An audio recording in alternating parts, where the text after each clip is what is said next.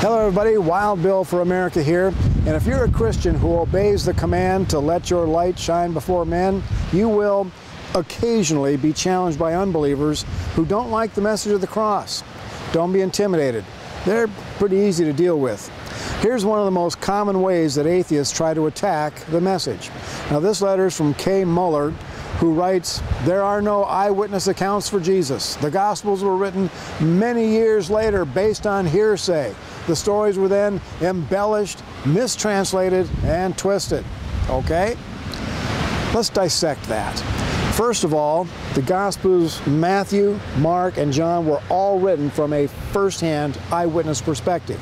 If you're going to claim otherwise, it's on you to provide evidence that the writers were frauds. Millions have tried to discredit the biblical writers. Such evidence has never been found. As for the Gospels being written many years after the fact, the Apostle Paul, who came into the picture after the Gospel writers, completely blows that away in 1 Corinthians 15:6. Referring to the risen Christ, he writes, "After that he was seen by over 500 brethren at once, of whom the greater part remain to the present, but some have fallen asleep." Did you get that?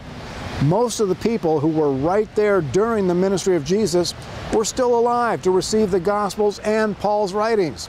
He's telling his audience that if they have doubts, they can go talk to the eyewitnesses. Unbelievers constantly, and I mean constantly, attack the veracity of the Bible, but their arguments fall apart quickly. The Bible is powerfully supported by mountains of irrefutable evidence. You know, evidence is not the problem. People like Muller reject the Bible simply because they don't want it to be true.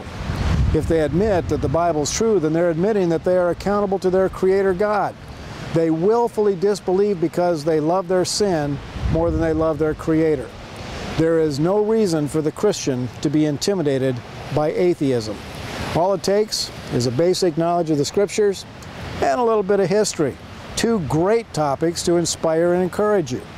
And one thing you do have that the atheist can never challenge is your own personal testimony. Make it short and clear, telling what God has done for you, how He has changed your life. So, get out there and tell the story. There are people right in your neighborhood who need to hear from you. Trust me, the day is coming when you will desperately wish that you had spent every waking moment proclaiming the message of the cross. Think about that. This is Wild Bill for America. Thank you for watching, and America bless God again.